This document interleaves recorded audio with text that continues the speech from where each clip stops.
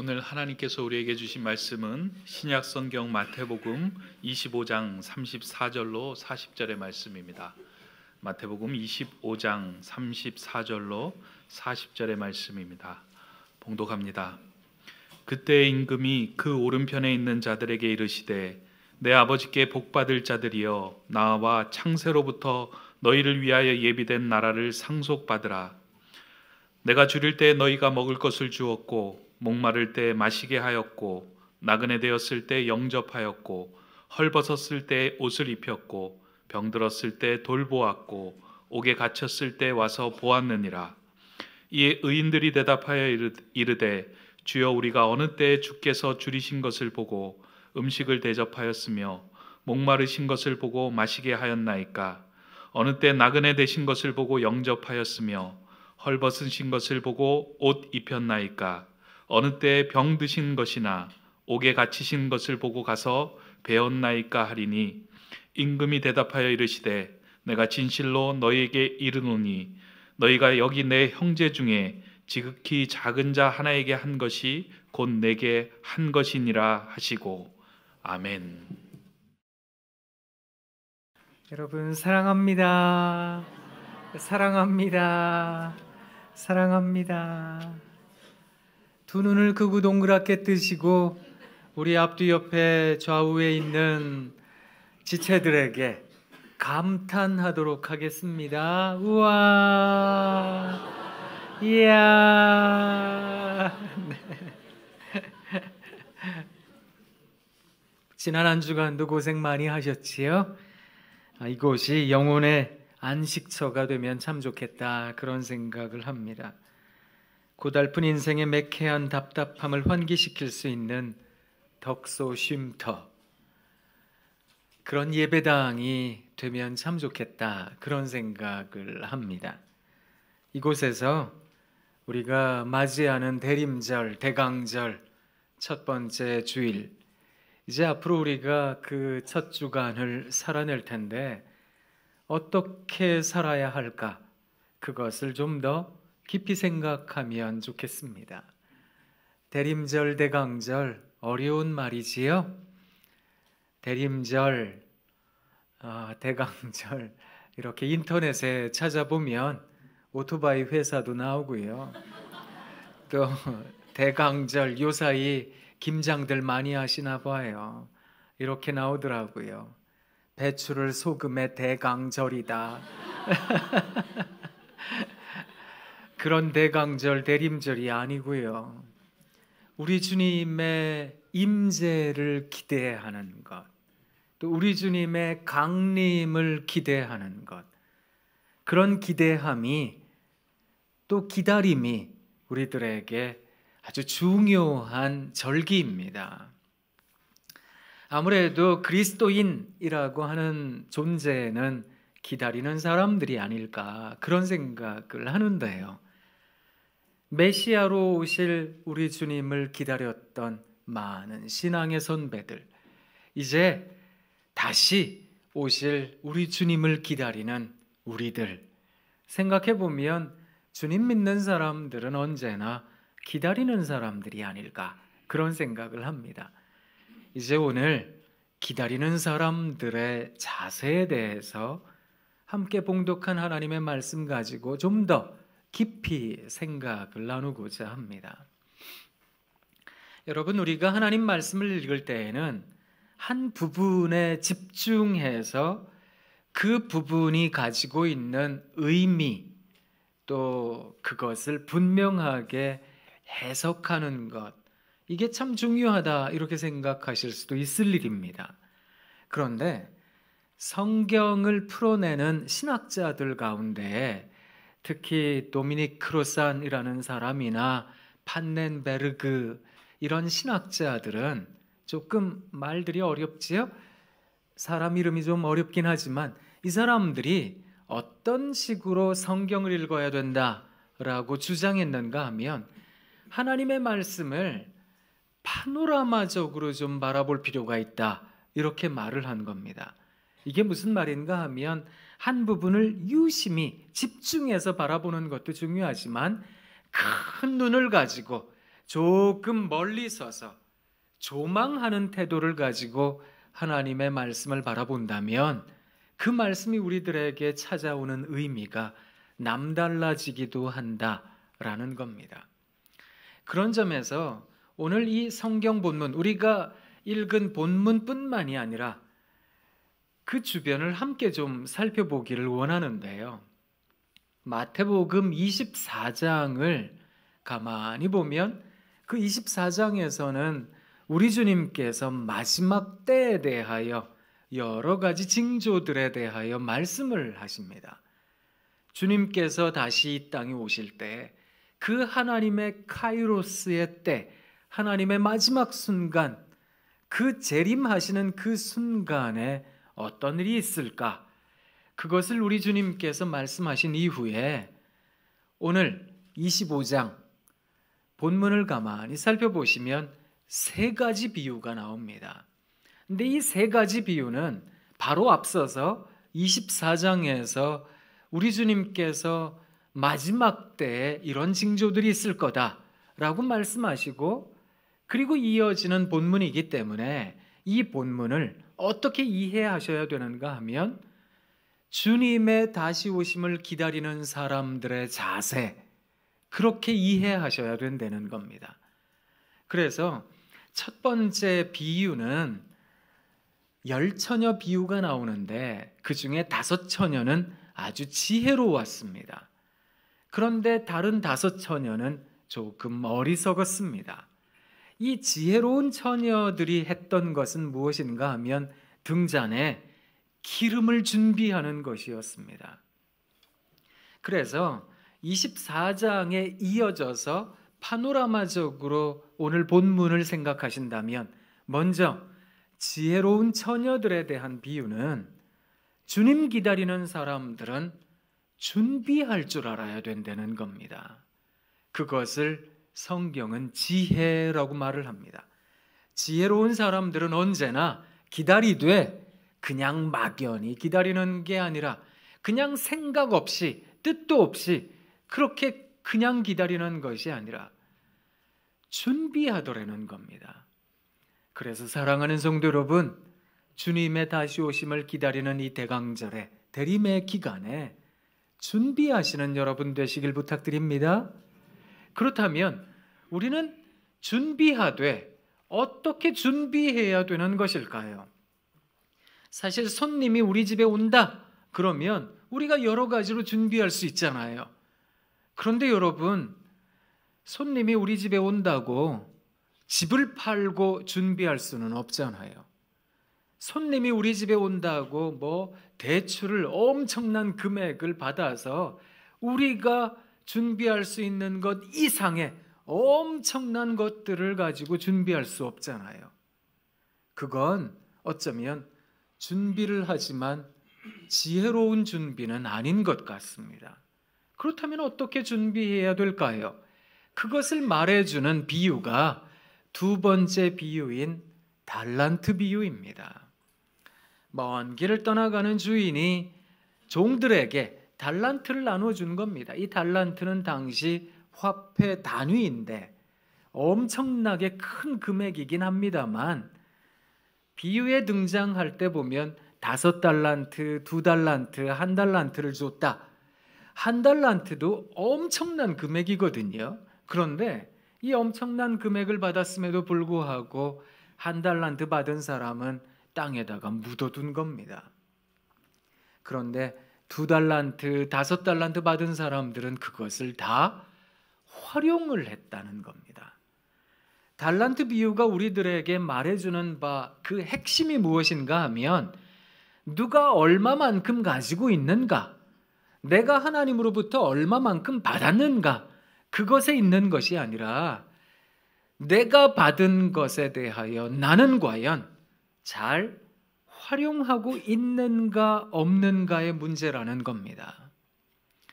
여러분 잘 생각하셔야 되는데요, 5달란트 받은 사람이 2달란트는 땅에다가 묻어두고 3달란트 가지고 5달란트 만들었습니다.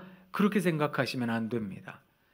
2달란트 받은 사람이 1달란트를 땅에다가 묻어두고 한 달란트 가지고 2달란트 만들었습니다.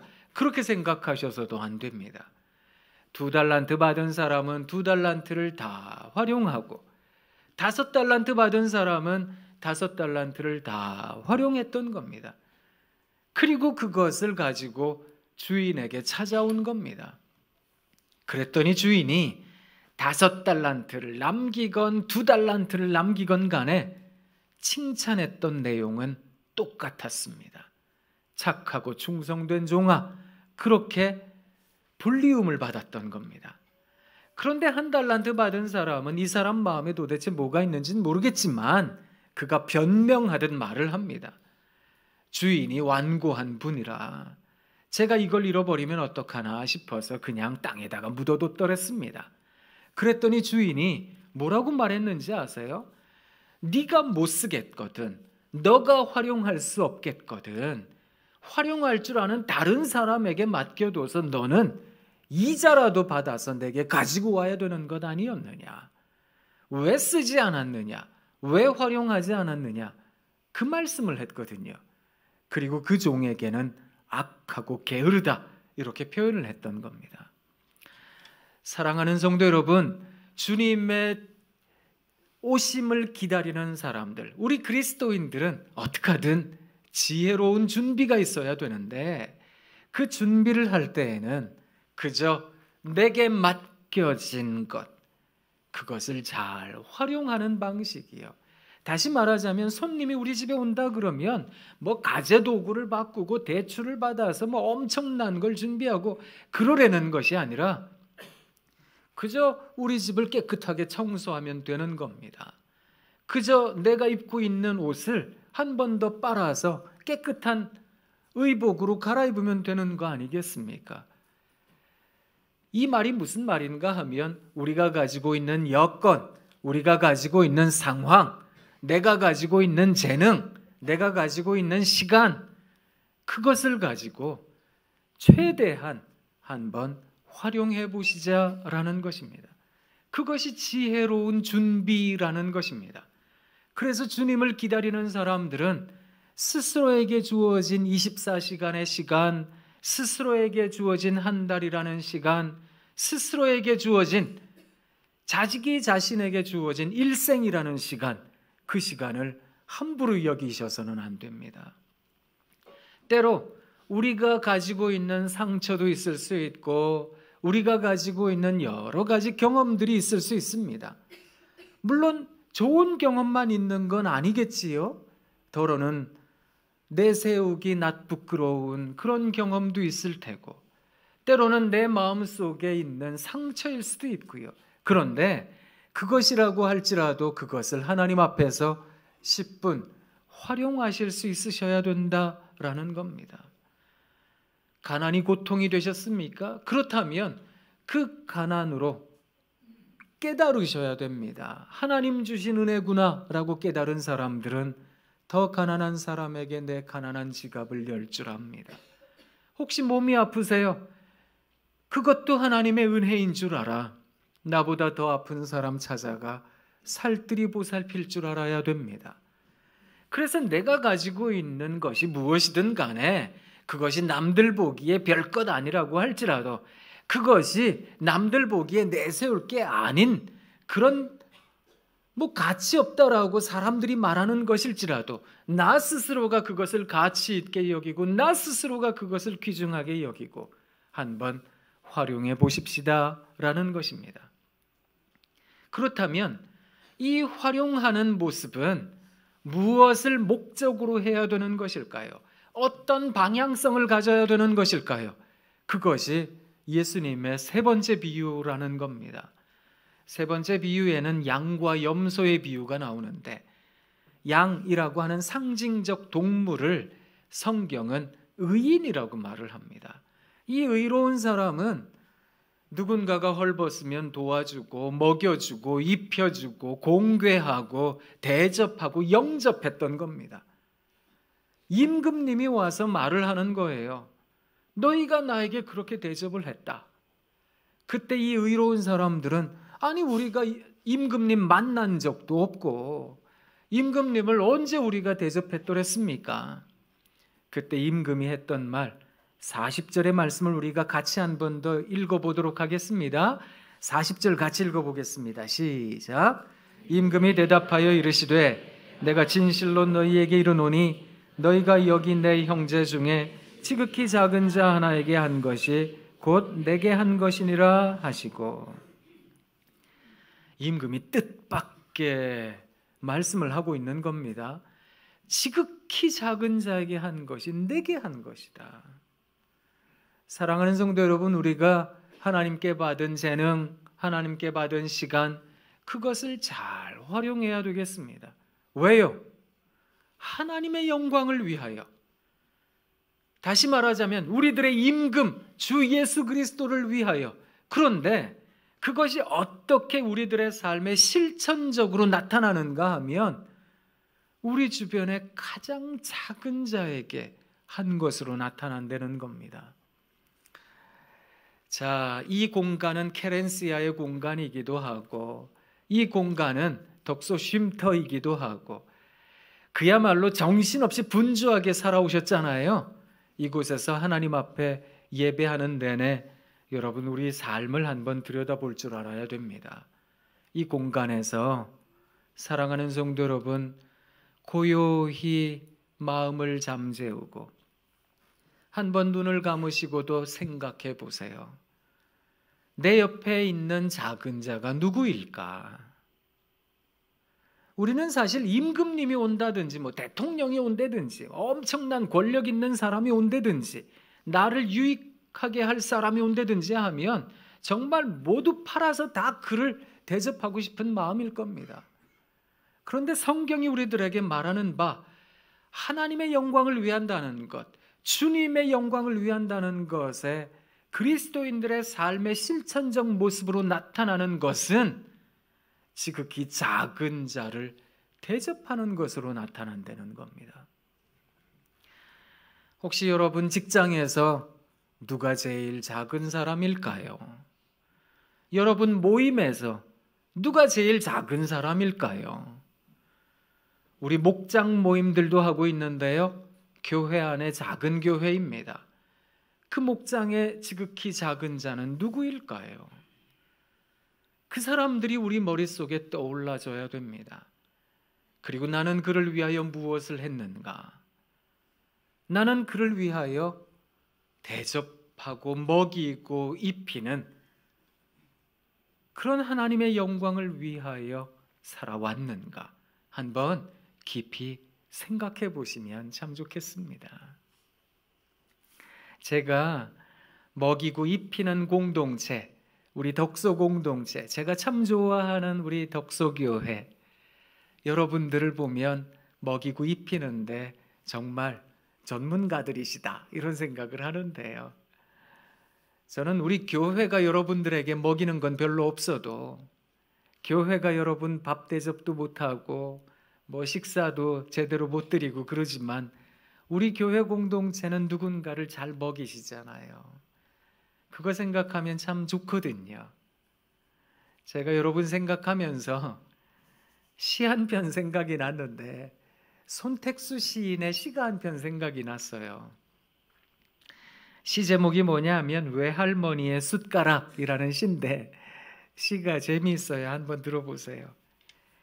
외갓집은 찾아오는 누구나 우선 숟가락부터 쥐어주고 본다. 집에 사람이 있을 때도 그렇지만 사람이 없을 때에도 집을 찾아온 이는 누구나 밥부터 먼저 먹이고 봐야 한다는 게 고집센 외할머니의 시인조다. 그래서 외할머니는 대문을 잠글 때에도 숟가락을 쓰시는가? 그 왜 숟가락 꽂아놓고 가고 그러시잖아요. 자물쇠 대신 숟가락을 꽂고 마시를 가시는가? 들은 바는 없지만 그 지어 마신 신조대로라면 변변찮은 살림살이에도 집이라는 것은 누구에게나 한 그릇에 따순 공깃밥이어야 한다. 그것도 꾹꾹 눌러 퍼담은 고봉밥이어야 한다. 빈 털터리가 되어 10년 만에 찾은 외갓집, 상포처럼 덮여있는 양철대문 앞에 서니 시장기부터 먼저 몰려온다. 나도 먼 길 오시느라 얼마나 출출하겠는가. 마실간 주인 대신 집이 쥐어주는 숟가락을 들고 문을 딴다. 재미있죠? 저는 우리 모두가 집이 되면 참 좋겠다, 그런 생각을 합니다. 사랑하는 여러분, 여러분 한 분 한 분이 누군가에게 집이 되어 주십시오. 그래서 여러분을 찾아올 때면 여러분이 먹이고 입히고 대접하는 것에 기분 좋아서 또 한 번 더 살아갈 힘을 얻고 또 한 번 더 인생 한 번 힘내보지요, 일어설 수 있는 힘을 얻고, 그럴 수 있다면 얼마나 좋을까, 그런 생각을 해봅니다. 제가 바라는 세상이 있거든요. 모든 사람이 모든 사람을 기뻐하는 세상, 모든 사람이 모든 사람을 즐거이 여기는 세상, 모든 사람이 모든 사람의 이야기를 가치 있게 들을 줄도 아는 세상. 그런 세상에서는 어떤 사람도 함부로 평가되지 않습니다. 함부로 취급당하지 않습니다. 누구든 어느 누구든 와서 함께 식탁의 자리에 앉아서 같이 밥을 먹기도 하고 따순 밥 한 그릇 나눌 줄 아는 그런 공간으로서 우리가 살아갈 수 있다면 얼마나 좋을까, 그런 생각을 해봅니다.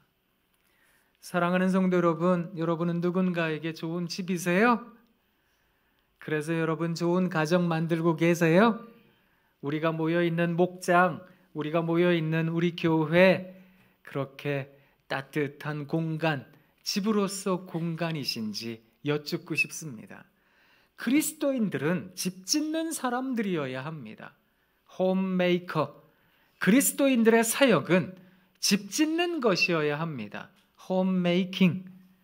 그래서 언제나 집을 좀 만들고 집을 좀 갖고 갈 줄 아는 그런 우리들이 다 되어야 되겠습니다. 그런데 이 집이라는 공간에는 세 가지 큰 하나의 어떤 가치와 덕목이 있는데요, 여러분들에게 그걸 잠깐 말씀드리겠습니다. 집이 가진 가치 첫 번째는 안전하다라는 것입니다. 사랑하는 여러분, 여러분이 만들어가는 공간은 안전한 공간이어야 합니다. 안전한 공간이라는 개념은 그저 우리가 누군가가 왔을 때에도 함부로 말하지 않고 또 누군가에 대하여 욕하지도 않고, 그래서 안전한 공간을 만들잖아요. 그러면 그 공간에 사는 사람들은 무슨 생각하는지 아세요? 자기 자신에 대하여 실현되었다는 생각을 합니다. 그래서 이 개념은 아이덴티티, 정체성이라는 개념으로 나타나는데요, 사실 우리가 세상 살다가 보면 흔들리고 복잡하고 여기저기 불안한 거 많잖아요. 불안한 인생 살아가다가 보니 미래가 안 보입니다. 앞도 안 보입니다. 그 정도 되잖아요. 그러면 무슨 생각하는지 아세요? 나는 내가 누군지 모르겠다. 나는 뭐 하는 사람인지도 모르겠다. 그런 생각하거든요. 그런데 안전한 공간으로서의 집에 들어가잖아요. 그러면 우리는 내가 이 집 아들이지, 이 집 딸이지, 내가 이 집의 아버지지, 어머니지, 자기 스스로에 대한 정체성을 확립하게 됩니다. 두 번째 가치와 덕목은 집이라고 하는 공간에는 안정성이라는 것이 있어야 합니다. 사람이 살다가 보면 실패할 때도 있고 실수할 때가 있잖아요. 좀 무너질 때가 있는데 막 저거는 당장 나가라고, 저거는 호적에서 패버릴 거라고, 그렇게 해서는 안정감이 없는 거거든요. 안정감이라는 말을 다르게는 탄력성이라고도 말을 하는데요, 사람이 조금 아프다가 회복될 수 있어야 되잖아요. 감기 걸릴 수 있어요. 그렇지만 몇 날 아프고 괜찮아져야 되잖아요. 이런 게 탄력이거든요. 사람이 실수할 때가 있지만 아이고 우리 아들이라고, 우리 딸이라고, 우리 아버지가 오셨다고, 우리 어머니가 오셨다고, 그걸 탄력이라고 하는 거거든요.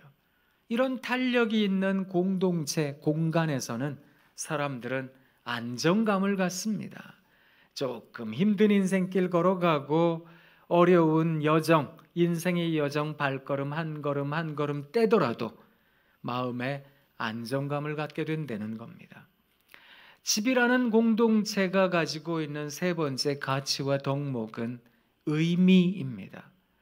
좀 돈 많이 못 벌어도 되고요. 높은 자리 못 가도 되고요. 엄청난 일 이루지 못해도 돼요. 우리 아버지니까, 우리 어머니니까, 우리 아이들이니까, 우리 가족이니까, 우리 식구들이니까. 그러니까 괜찮다고. 너는 너로서 가치 있는 존재라고. 그 의미를 되새길 줄 아는 공동체. 그런 공동체는 존중감이 막 생기는 거거든요. 서로 간에 존중해 주는 겁니다. 어떤 결과를 바라보고 판단하는 것이 아니라 존재 자체가 가지고 있는 의미가 귀하기 때문에 존중해 주는 공동체 말입니다. 사랑하는 성도 여러분, 어떠세요? 여러분은 누군가를 만날 때 안전하게 해주세요? 안정감을 주세요? 의미를 주세요? 스스로에게 물어보세요. 여러분 가정은 어떠세요? 여러분 가정에 있는 가족들이 안전하게 여기나요? 안정성을 갖게 되나요? 의미를 발견하나요? 어떠세요? 우리 목장, 우리 교회, 독서 공동체는 어떤지요? 이게 하나의 리트머스 시험지와 같은 겁니다.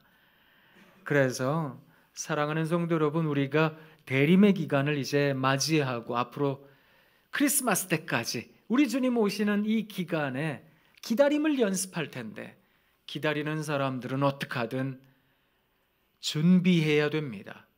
그것을 지혜라고 말한다 말씀드렸습니다. 어떻게 준비해야 될까요? 여러분 가지고 있는 시간, 여러분 가지고 있는 재능, 나는 얼마만큼 활용했는가? 나는 얼마만큼 이것을 그동안 주님을 위하여 살아왔는가? 점검해 보십시오. 그리고 우리 주님의 영광을 위하여 내가 열심히 활용했다면 그것을 아주 작은 자를 위해 가치 있게 사용할 줄 아는, 그래서 별것 아닌 금액이긴 하지만 누군가에게 힘든 사람이 있다면 그 사람에게 나눠줄 줄도 알고, 내가 먹던 빵이 있다면 그거 반쪽 나눠서 나눠줄 줄도 아는 그런 우리 독소 먹이고 입히는 공동체 되어야 되겠습니다. 그래서 한번 늘 생각해 보세요. 자기 자신을. 나는 그런 존재인가? 누군가를 안전하게 하고 안정성을 가져다 주고 의미를 갖게 하는 존재인가? 그것이 기다리는 사람의 자세라는 겁니다. 그렇게 기다릴 줄 아는 사람들의 눈에는 어떻게 하든 바라보는 것들마다 참 귀하다, 감사하다라는 것이 살아있는 것 같습니다. 제가 마지막으로 시 한 편 읽어드릴 텐데요. 오세영이라는 시인이 계세요. 이분이 별밭, 꽃밭, 별같이 꽃같이라는 시를 쓰셨는데요.